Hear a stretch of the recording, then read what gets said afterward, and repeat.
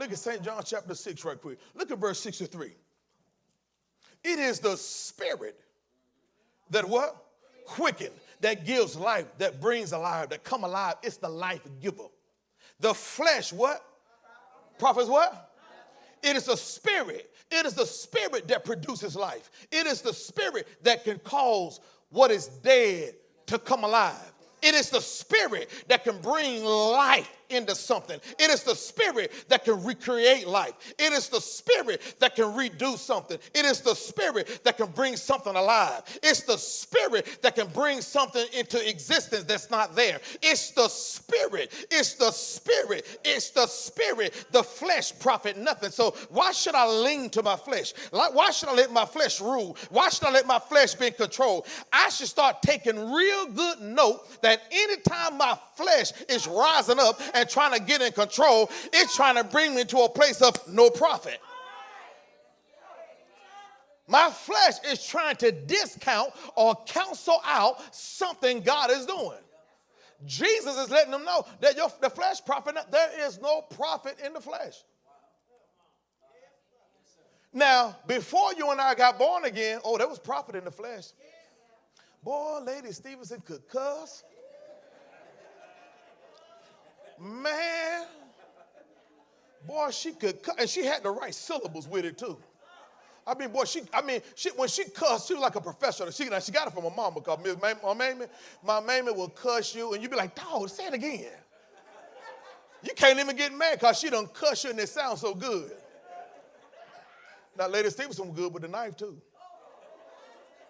She poured that knife on me so quick one time, I ain't even see it coming. All I could do is, man, good gracious, okay. She said, shh. Boy, she could cuss. When I tell you she could, boy, and you see how short she is, but boy, she will cuss you. You be like, man, I don't even want to cuss no more, man. Good gracious. So watch this now, I'm making a point. In the flesh, then, it was profit to go off. It was profit to snap. Because you ain't going to take no advantage of me. You know. It was profit in the flesh then. In the flesh then, I'm going to tell you something. In the flesh then, I'm going to hit you. I'm going to cuss you. I'm going to shoot you if I need to. Because it was profit. In the flesh, before Christ, it was profit to hold grudges. Because you don't get over on me. I'm going to hold this grudge. Let that go. I ain't letting nothing go. It was profit. Before Christ, it was profit not to, shun somebody. It was profit then. But when we came into Christ, none of that has no profit now. But isn't it interesting? Christians are still doing it. And they're doing it thinking it's profiting them. I'm going to show you something. I'm going to show you something, sister. I'm going to show you something, brother. Yeah, you sit there doing all that praise. Uh-huh. Yeah. Yeah, doing all that praise and worship.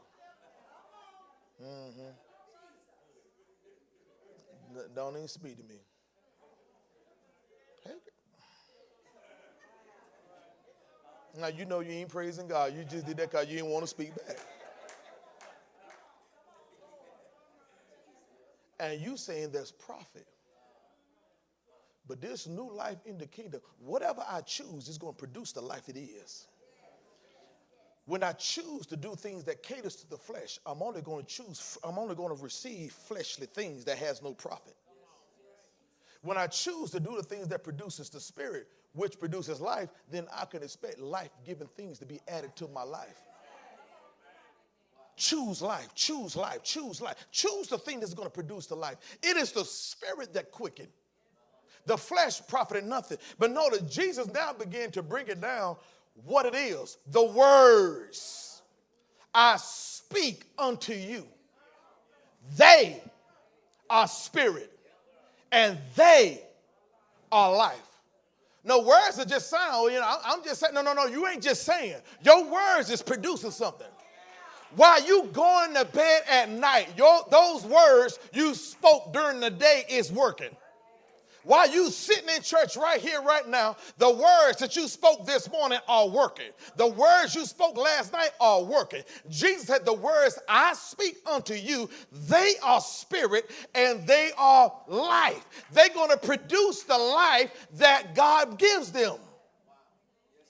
The flesh, me speaking in the flesh, talk, that ain't going to profit you nothing. There's no profit in it. Well, go to the Amplified right quick. Look at verse 63 in the Amplified. We're talking about the power and the force of words. Watch this here. It is the spirit who gives life. He is the life giver. The flesh conveys no benefit whatever. There is no profit in it. The words or the truths that I have been speaking to you, they are spirit and they are life. Now watch this here. Go down to verse 64. He said, but there are some of you that don't even believe, that still don't believe. In other words, Jesus said, I'm giving you life. Giving truths. I'm giving you things that's going to produce life. The words I'm speaking, they produce life. The words I'm speaking to you, they will produce in your life whatever you desire in your life. But there are some of you still don't believe. This is what Jesus is saying. In other words, because everything starts at what you believe. Truth, giving life, spoken words could be coming at you, but if you don't believe it, you can stop it. Everything about God can be trying to get to you, but your belief can stop it. What you believe, what you don't believe. I don't believe in all that. I don't believe you got to do all that. I don't believe. And the moment you don't believe it, now you just stop yourself from receiving a miracle. You just stop yourself from receiving a mighty hand of God. All because your beliefs has been shaped from something or somewhere. Somebody has shaped your thoughts. Are you with me here? Watch this. And he said, therefore I say unto you, no man can come to me except it were given unto him of my Father. From that time, watch this now, from that time many of his disciples did what? Went back and did what? Walked no more with him. Now look at verse 66 in the Amplified. Watch this here. In Amplified. In Amplified. After this, after Jesus got through speaking about their words and what they're saying, watch this. Many of his disciples did what? Drew back and did what? Return where? They returned where? And did what? They returned to the old association, no longer accompany him. They returned. Why did they return? Because their beliefs couldn't go any further. And because they couldn't go any further by what they believed, they were still talking like their old association. So their words and their belief took them back to where they came from. You can never break from something until you change what you're saying. They returned. They withdrew themselves. Now think about that for a minute. Jesus Christ of Nazareth, the Savior of the world. They could no longer accompany him, walk with him, all because he was talking different. There are people who will withdraw themselves from you when you talk different. But now it's up to you to choose whether you're going to continue to talk like you're talking or start talking like they're talking and return back, which there is no profit in it. So look at this here. Let's go on. Then said Jesus unto the 12, will you go also? Because in other words, I'm giving you an opportunity to leave too. Then Simon Peter answered him, Lord, to whom? Watch this. To whom shall we go? Thou hast the what? Words of eternal life. Here we go. Look at verse 69. And we believe and are sure that thou art the Christ, the Son of the living. Where are we going to go? You have the words that produce the life. So I'm going to hang with you. Where am I going to go to get what I'm getting, what I get from you? Oh, you missed that right there. Where am I going to go to get what I get from you? See, when I understand that, then really confusion will leave. A lot of things that's being confused because you're listening to too many people. Confusion can come in your life when you start putting people in places where they shouldn't be put in. Are you? Oh, come on, talk to me. When you start putting people in a high place in your life and they don't need to be in that high place in your life, then you now start questioning who was in that high place. Confusion. You have the words of eternal life. Where am I going to go? I'm not going to put nobody's words over yours. Because the moment I do, I'm going to return too. Confusion and conflict comes into mind when I put people and their words in position in my life where I shouldn't put them. Are you with me here? Watch this here. I'm headed somewhere. Watch this. Can we go a little bit further? Watch this. Go with me, if you will, in the book of Jeremiah chapter 1. We're talking about the recreated life. Because the conflict that I'm having is kind of keep me back who I was and now who I'm supposed to be. It's trying to keep me in a place that God never told me to stay. They dwelt too long in the wilderness. Are you with me here?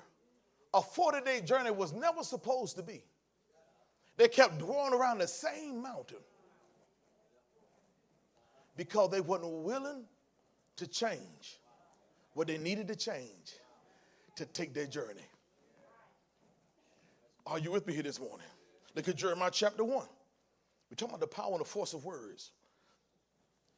The recreated life. Look at Jeremiah chapter 1. Look at verse 4. Then the word of the Lord came unto me saying, before I formed thee in the belly. Watch this. I what? I knew thee. Now listen to what God is telling Jeremiah. He said, before you was formed in the belly, I knew thee. Before you came forth out of the womb, Jeremiah, I've already sanctified thee. And I ordained thee a what? A prophet unto the nation. This before you even came out of your mother's womb. Before you came out of your mother's womb, Jeremiah, I already had your life mapped out. But watch this here. Then said I, Lord God, watch this here, behold, I cannot speak, for I am a child. Notice here, but the Lord said unto me, say not I am a child. Thou shalt go to all that I shall send thee, and whatsoever I command thee, thou shalt speak. Notice here, now Jeremiah is looking at the calling of God based upon what his ability can do. He's looking at himself and now begin to question what he can and what he cannot do, and God never told him that. Isn't it interesting sometimes that we can still look at our life and say, well, we can't do? I don't know if I can be able to do that or not. Canceling yourself out before you even said anything. Are you with me here? God had to interrupt it and say, Jeremiah, don't say you're a child. Don't say that. Don't say that, Jeremiah. In other words, don't start saying that you're a child and you can't speak. Because even though I'm with you and even though I anointed you, even though I've already empowered you, Jeremiah, if you keep saying what you can't do, then you're going to interrupt my plan by the words that's coming out of your mouth.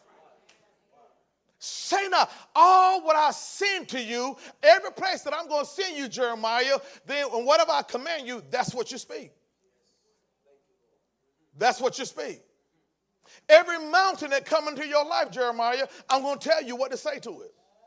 The words I speak unto you, they are spirit, they are life. Are y'all with me this morning? Watch this here. Watch this. This is life changing. Then he told Jeremiah, verse 8, he said, don't be afraid of their faces, for I am with thee to deliver thee, said the Lord. Because Jeremiah, I'm going to send you in some places that you may not qualify with the natural eye. Jeremiah, I'm going to send you in front of people who may look at you like you crazy, but don't let their faces intimidate you. Jeremiah, I'm going to send you in the presence of people who may discount you just by the way that you look. You may not qualify by your dress. You may not qualify by how you look. You may not qualify by how you carry yourself. But Jeremiah, the only thing you need to know is I'm with you. So regardless of how they look at you, regardless of how they want to try to treat you, regardless of how they want to downplay who you are, Jeremiah, don't let their faces intimidate you. Don't let even how they take that kind of throw you off mess with you. Because all you need to know, Jeremiah, I'm with you. Man, shout with me, God is with me. Come on, say it again. One more time. Because what I want you to understand is no matter what somebody may view you, how they may see you, how on paper you may not qualify, how in the natural you may not have the expertise, but that don't have nothing to do with the recreated life that you can make when God is with you. Because when God is for you, who can be against you? What can stop you? Who can stop? Can't nobody stop you when God is with you.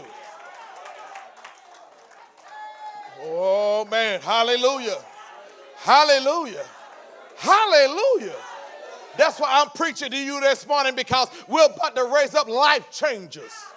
In other words, everywhere you go, life is going to be changing. Every house you walk into, you're going to bring change. Every place, every school you go into, change going to be there. Every workplace you walk into, change is going to be there.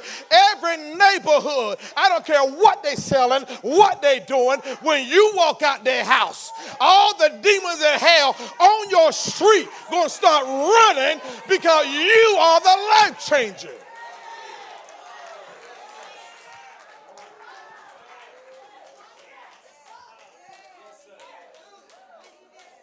That's why I'm looking right now, God, what we're going to do about our next building. You got someone somewhere.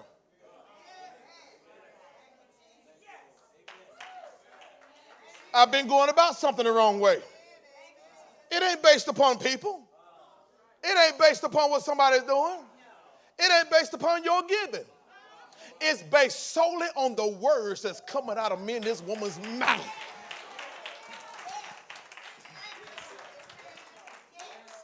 And what's coming out of our mouth can bring us into a place that you know you didn't pay for. I wish I had some witness in here this morning. God is trying to shift our thinking. What are you waiting on to recreate? What are you waiting? Who are you waiting on? For somebody to agree with you? When the word of God is already in agreement? The right person to come along to help you? When the helper is already in you. All the help I need is on the inside of me. Watch this here. Oh, I'm trying to keep myself together here because I'm stirred up.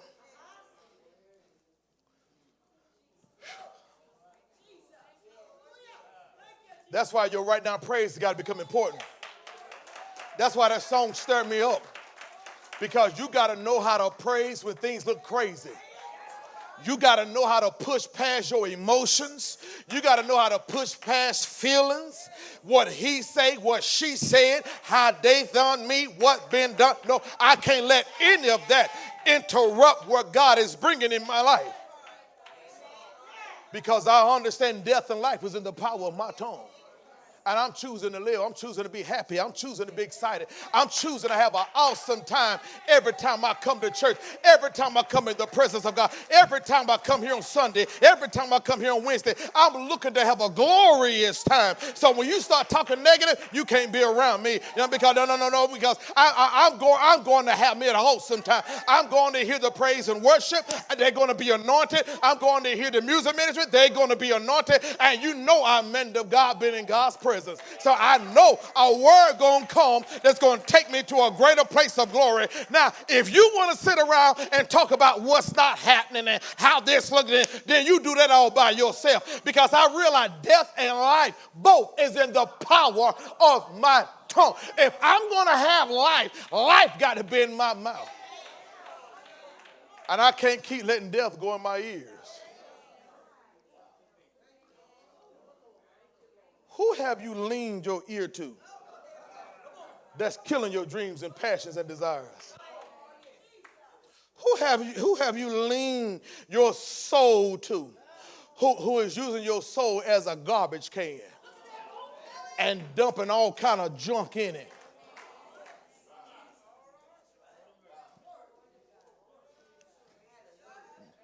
Now I can't even give out a right now praise without thinking about all the junk that I done heard. Are you with me here? Talk the power and the force of words. Watch this here. Are you still with me? Then the Lord put forth his hand. Watch this here. Then the Lord put forth his hand and touched my mouth. Look what God touched. He didn't touch Jeremiah's head. He didn't touch his brain. God touched Jeremiah's mouth. God had to supernaturally intervene and touch his mouth. Because in the book of James, James said this thing is a deadly tongue. It's a deadly weapon. This thing can destroy or it can build. In the book of James, James talked about how the tongue is like a rudder that turns the big ship. That big ship, as big as that ship is, but that big ship can be turned by the rudder. In other words, big things that's in your life, it can look so big, but everything can be turned. That little thing that's in your mouth right there.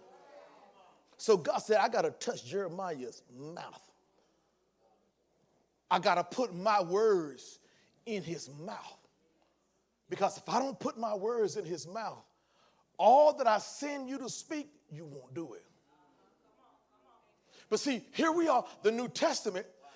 God can't put his words in our mouth now.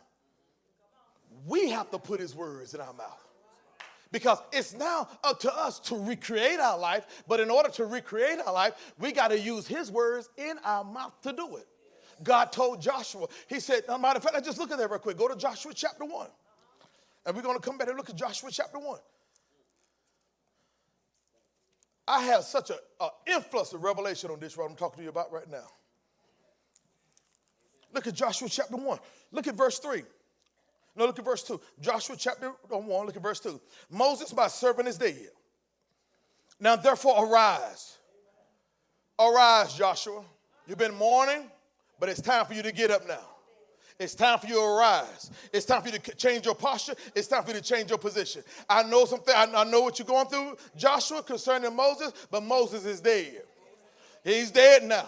Something you got to know when things are dead. You got to know when some things are dead, and I can't keep dwelling on something that is dead. Arise, Moses. It's time to get up. There are some things you've been dwelling too much on. It's time to get up. It's time to arise. It's time to change your posture and your position. It's time that I start doing something about my situation instead of laying in the bed dwelling on how bad it is. It's time to arise. I'm talking to somebody right now. It's time to arise. It's time to look up and say, you know what? I've been talking too much about this, and I ain't said nothing about it that's going to produce life. I'm still meditating on how bad it is. I'm still thinking about how rough it is. I'm still talking about how tough it is. But you know what? It's time for me to arise. Come out of this state. Are you with me here? Watch this here. Watch this. And sometimes coming out of something don't necessarily mean you physically leave it. It just means that you changed it in here. You change it in here. You ain't finna upset me another day. You ain't finna get on my nerves another minute. I call it the Magdalene. And y'all know the Magdalene. The Magdalene is when she came out of her bedroom at 4 o'clock in the morning and looked at me and she said, I turn you over to God. And what he do with you after this night, that's on between you and him. And she walked away and went and closed the door.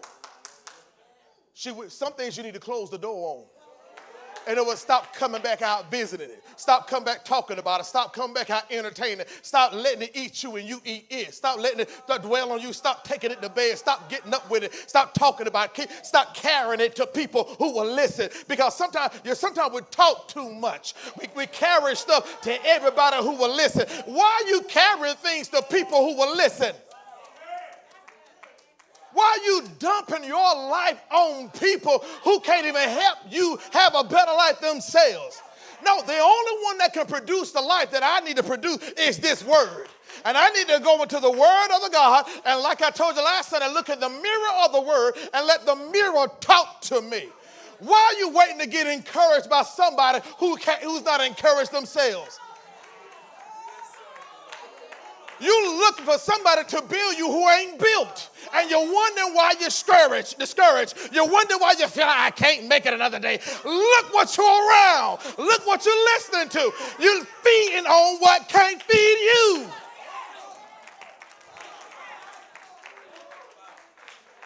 And then when somebody challenges you, you get mad and offended. Because they ain't telling you what you want to hear. I ain't talking to him.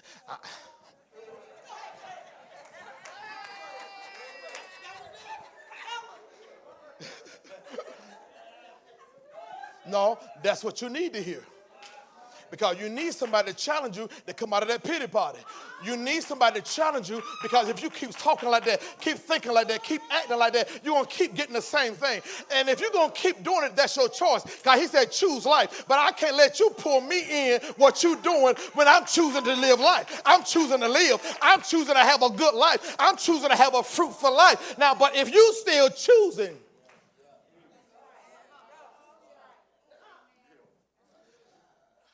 are you with me here? Look what he told him. Moses, my servant, is dead. Watch this. Every place that the sole of your foot shall tread upon, that have I given to you, as I said unto Moses. Notice here what God is doing. God is not challenging Joshua. Every place that the sole of your feet should tread on, I've given it to you. That's an expanding thought. God wants to expand you. And he can't expand you around things that can't be expandable. He wants to expand you. So he's challenging Joshua. I know you didn't depend on Moses all this time, but it's your time now, Joshua. It's time for you now to walk into everything that you've seen. You got to know when it's time for you to step up. Some things everybody ain't got to tell you to do. Some things you know to do. And some things you shouldn't be waiting for somebody that, well, I'm just waiting on Pastor. No, you shouldn't be. Now, when you know better, you done been in this thing too long for me to have to keep telling you something over and over and over again.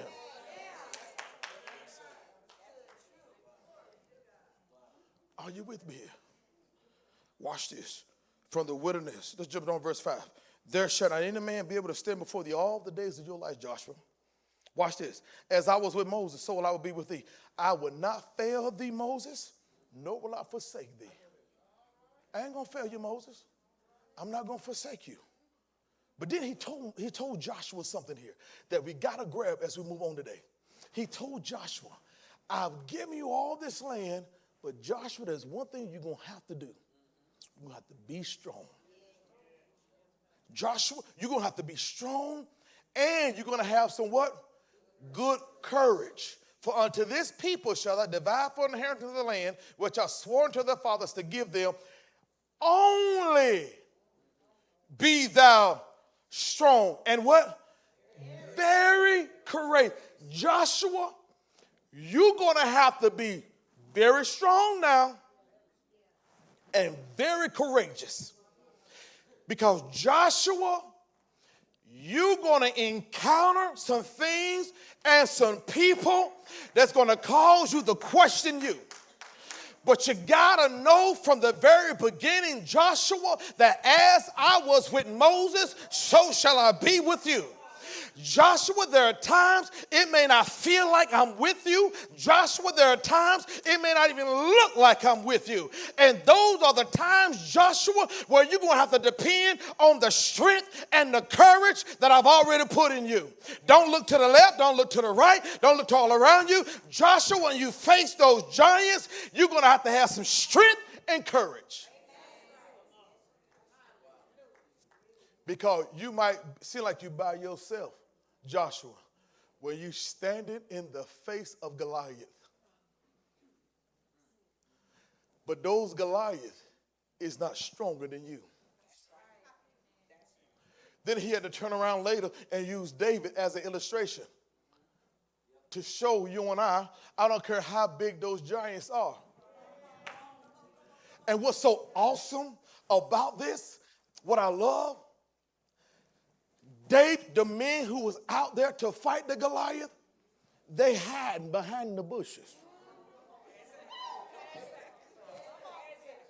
They were hiding because it was too big. They became intimidated by sight. That's why you got to know who you're with. Because some people can be intimidated about things just by the sight of things, just by the number of things. But David come out the field, not looking like a fighter, not talking like a fighter, smelling like you know what. But he looked at the giant and said, is this what y'all intimidated by? David out there looking like he looking, and then his brother, watch this now, watch this, walk with me. His brother got a little upset with him. What you coming out here for now? You trying to act like you all that, you try. Because see, when you about to knock something down, the first thing that will come to you is jealousy. That people will be jealous of what you're doing, angry about what you're about to do, and their first assignment is to talk you out of it. That's why you got to know, you got to, first of all, stop calling everybody your friend. Friend is a covenant word. The Bible said a friend will stick closer than a brother. No, you're acquaintance, you're associate, but I ain't gonna call you friend. You're a friend whenever we get in a drench together. You're a friend whenever you watch my back. You're a friend whenever I'm in need and you there. You're a friend when you in need, I'm there. You're a friend when I'm hurting, you come and help me. You're a friend.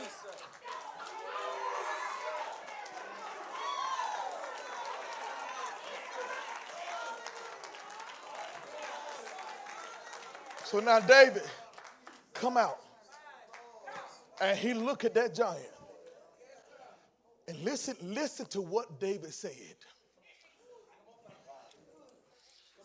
What is this uncircumcised Philistine that y'all hiding from? I got a covenant with God. Y'all hiding from this? He don't have a covenant. We do. David, now watch this. David went on, put on the armor. He came out there with the armor. No, I can't use this. It hadn't been proven. Isn't it amazing how we could try to use what's never been proven? We can hear from people that's never been proven. We can take instructions from who's never been proven. We can sit in churches with preachers who's never been proven.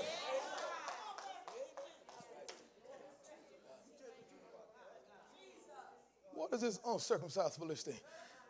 But I can't use this. Maybe it worked for you, but it don't work for me.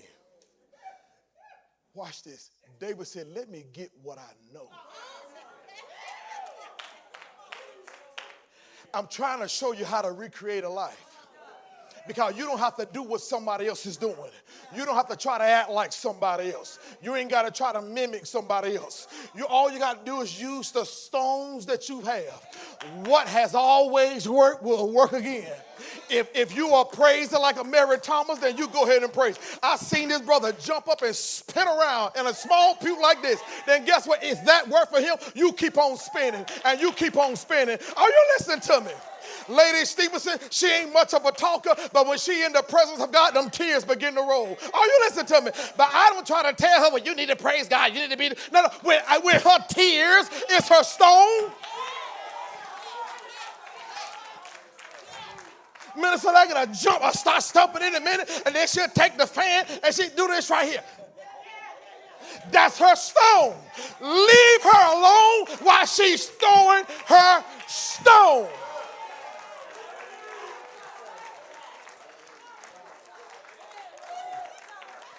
David took what worked. It don't take much to bring down something big when you use what's been proven.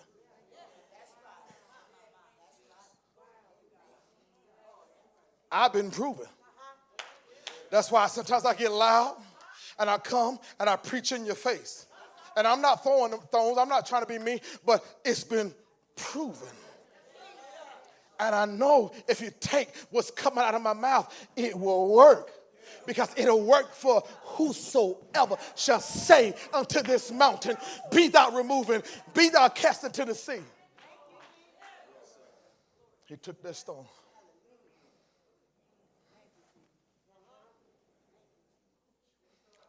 Boom. Okay? Watch this. Just because I hit it one time and it came down, it ain't over. When you going to stop giving up so quick? Just because things don't move whenever you think it should move.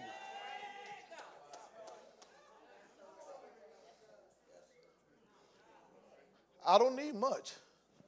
A few stones. Boom. He coming down. Think about a third one. That giant was down. He went, took the giant sword out of his own pocket, big as that sword was. I can about imagine David was so small. How in the world could he hold that big sword? God will give you the strength and the ability, and when the time that you need it, that's why you ain't got to worry about if you can do it, how you going to be able to do it when that time, come on, shout, when the time comes. When the time comes. The Red Sea didn't need to be departed until the time came. Some things you're trying to get departed, you ain't even got there yet.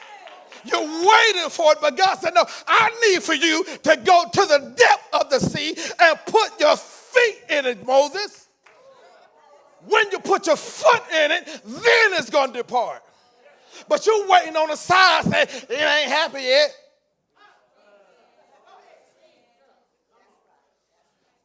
And God said, I'm telling you to come, Moses, come on out. When you put your foot in it, the water's departed. Then they can go on dry ground. Some things we're waiting to see before we act. And we're putting the blame on God while we don't see it. But God said, no, you need to see it before you act. Because if I said it, I'll do it. But I don't need for you to wait until it's convenient for you. He took that sword, cut Goliath's head off. He took that head, ran through the city as a sign of victory. Watch this. What the boy in the woods did, the soldiers couldn't do. So don't, stop comparing yourself with people who you think is more qualified than you. He took that head, went through the city, and the city rejoiced because Goliath is dead. But look who killed it. It wasn't the armed soldiers. It was that boy, watch this, up in the woods, watch this, taking care of sheep, cleaning sheep stuff. I'm headed somewhere. He wasn't qualified because he was cleaning sheep. I believe God is not always looking at people who you think is strong and qualified. It's those people that is doing what others wouldn't do.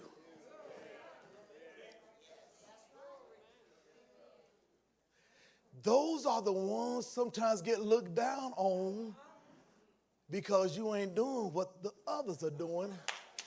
You're doing what others won't do. And God said, that's who I want right there. Right there. The one who don't want no recognition. The one who don't have to be seen.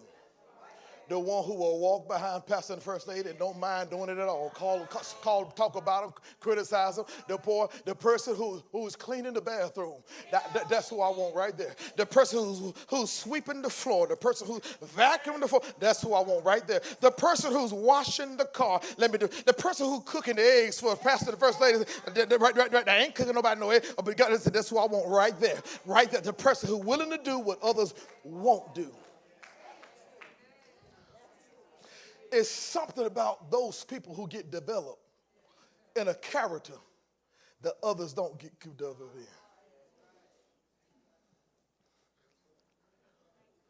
in. And notice, watch this.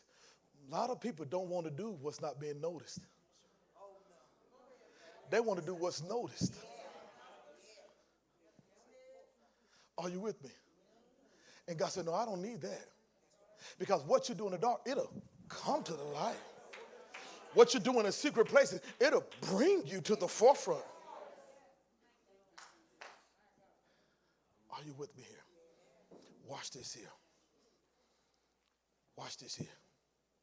He told Jeremiah, only be that, go back, then I'm going to finish reading. Only be that strong and very courageous, that I may observe to do the law according to all that Moses my servant commanded thee. Stick what Moses said. Then he told Moses this. Then he told Joshua this. Turn not from it. Don't turn from what Moses taught you. Don't turn from that. Because what Moses taught you has been proven. It works. If you turn from that, you'll turn from me. Sometimes we're not even aware we're turning from what works to turn what don't works. Because that's what's popular. Isn't it amazing how if we're not watchful, we can turn from what works to turn to what don't work. Because what don't work is the popular one. What don't work is the one that sounds right, feels right, looks right, but it ain't right. And he told Joshua, every place that the sole of your foot should tread upon, I've given it to you, but you got to stay with what Moses taught you. Don't turn from that. Watch this here. That I may as prosper wherever thou goest. Look at verse 8. Watch this. This book of the law, what? Shall not depart out of thy mouth, but thou shalt what? See, Joshua, the next thing I got to get you to do, before you do anything, I got to change how you think. Joshua, why is he changing Joshua's thought? Because Joshua was once a warrior, a fighter. Now Joshua is becoming the leader. So he has to shift his thought process. You can't do things no more like Joshua, how you do things. You can't cut people's heads off, Joshua, no more like that. There's a different way I'm going to have to use you to do it now. So I got to get you, Joshua, to meditate on this book day and night. I got to get you to put your head in this.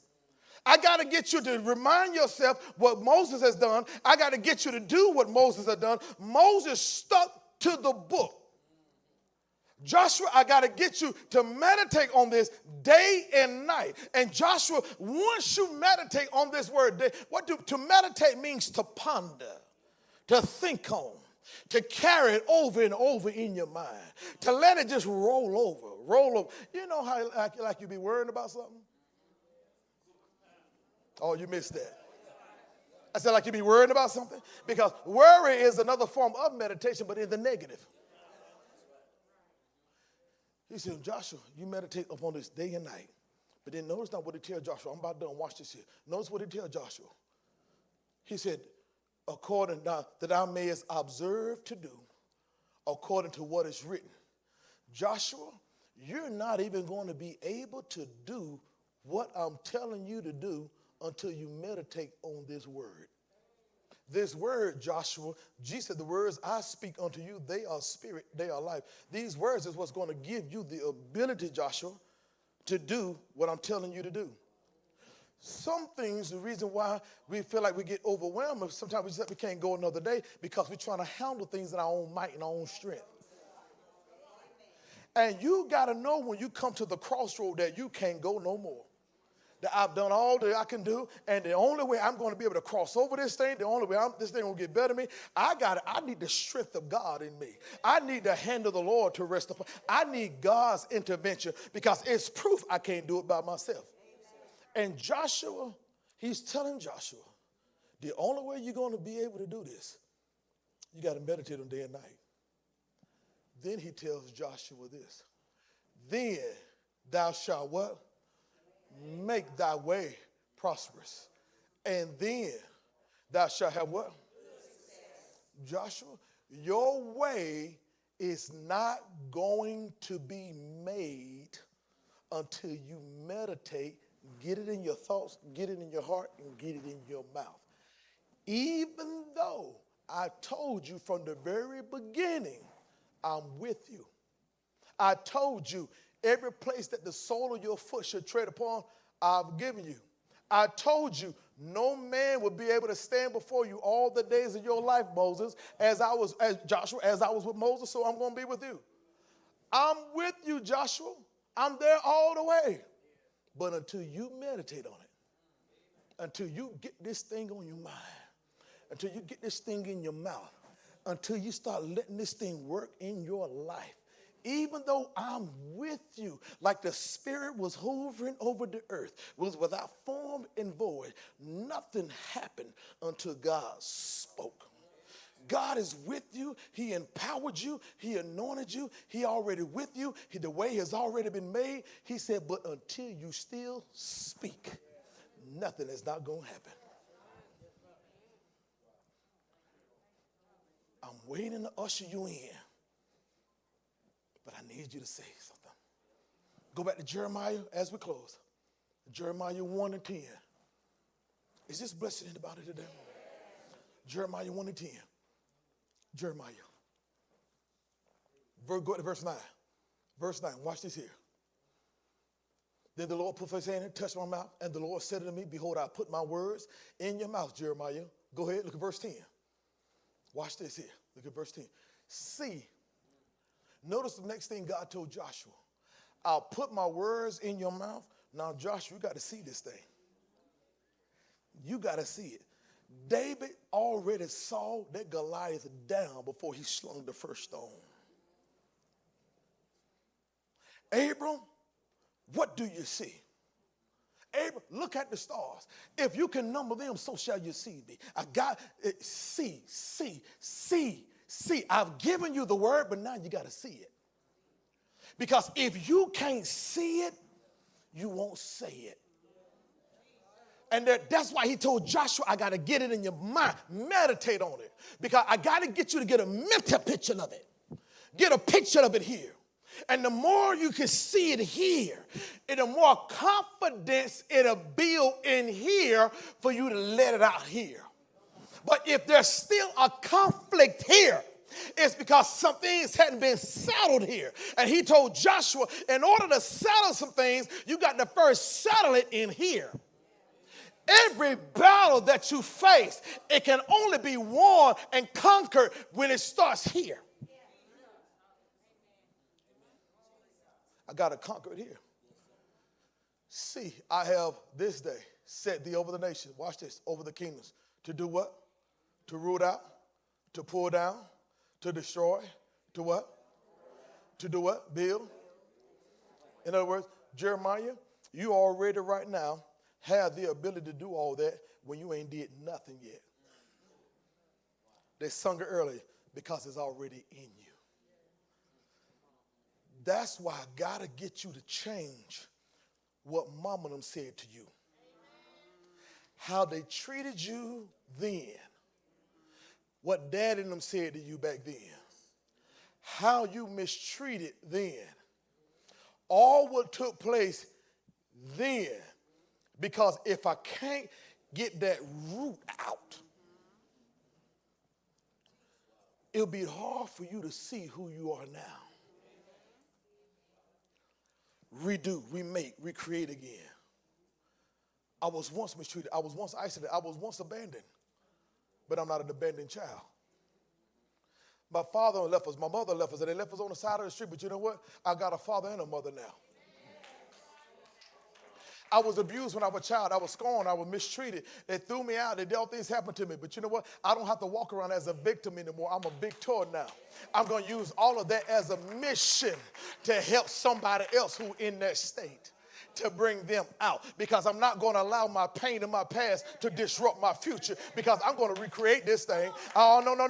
Don't tell me I ain't loved. Oh, I know I'm loved. I don't care how they treated me back then. I know I'm loved. God got some people around me that love me, who appreciate me for me. I ain't got to put on faces to try to be somebody else that I'm not. I can be who I am. I ain't got to act like nobody else, and they love me just the same. I know I was wounded. I know I was hurt. I know I had to do certain things to make people happy then, but I ain't got to do that now. I can be me and be glad of who I am, be who I am, be at peace with who I am, and I got people around me who still love me the same. And I can recreate. Everybody ain't out to get me now. So I can learn to trust now. I can trust the preacher now. Everybody ain't trying to scheme.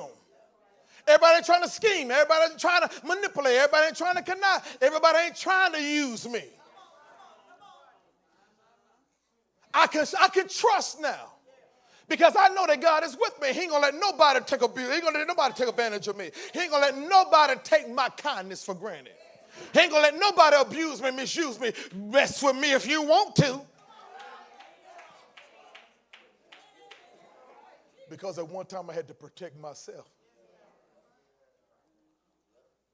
But now I'm living a Christian life still trying to protect myself. And I now can't trust nobody. And God is sending people to help me, to love me, to bless me. But I push away because I can't trust. When God said, I don't need you to do that. I got you. I got your back. I just need you to open up. And I don't need you to be so persuaded about every good word. Women, that when Slick Willie come,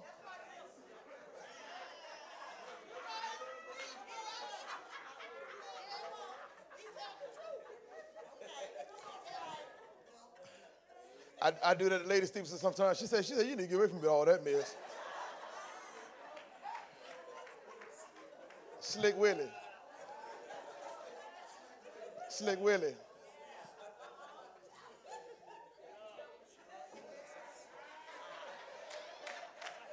What's your name? I seen you way across the room over there. Slick Willie ain't got no job. Slick Willie do this to everybody you see. Slick Willie can talk a good game, but Slick Willie ain't up but no good. All right, now don't forget Sassy Sally either now.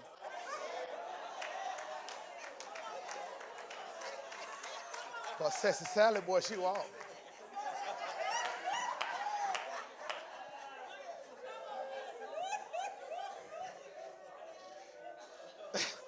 I can't even do it, kiddo. But Sassy Sally ain't nothing but trouble. Are you with me here? Are you with me? But if you fall for that type of stuff, because it feels good,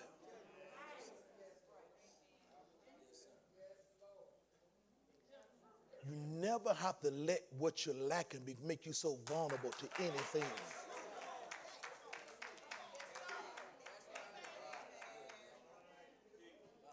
Are you with me here? Somebody said, well, why he did that? Because I'm a spiritual father. And as a spiritual father, I have to deal with everything. Are you with me here? some mistakes all of us have made because we didn't know any better. But the moment you begin to know better, the moment you do things differently. And that's what God is trying to get all of us to do. One more time is up. God is trying to get all of us to do life differently when you start learning to do better. Now you got another chance to redo some things all over again, to remake. And one thing we're going to have to understand is there's power and force in our words. Amen. Come on, stand with me.